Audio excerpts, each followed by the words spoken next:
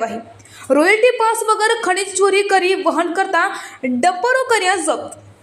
સંજેહામાં ભરવાડનું રેતી ભરેલો ડમ્પર ઝડપી કરી કાર્યવાહી। કણજરી ચોકડી પાસે વોચ ગોઠવી ખાણ ખનીજ અધિકારીઓએ રેતી ચોરેલું ઝડપ્યું ડમ્પર। GJ13AW 3340 નંબરનું ડમ્પર જપ્ત કરી 2 લાખથી વધુનો દંડ। છેલ્લા 10 દિવસમાં જિલ્લામાં 4 અલગ અલગ સ્થળોથી ડમ્પર જપ્ત કર્યા। નરસંડા ચોકડી, સેવાલિયા અને કણજરી ચોકડીથી 4 અલગ અલગ ડમ્પર જપ્ત કરી દંડ ફટકાર્યો। આ ચાલુ મહિનામાં ખાણ ખનીજ વિભાગે ખનીજ માફિયાઓ પર કુલ 7,23,581નો દંડ ફટકાર્યો। ખાણ ખનીજની કાર્યવાહી બાદ હવે આરટીઓ અને જીએસટી વિભાગ શું કાર્યવાહી કરે છે તે હવે જોવાનું રહ્યું।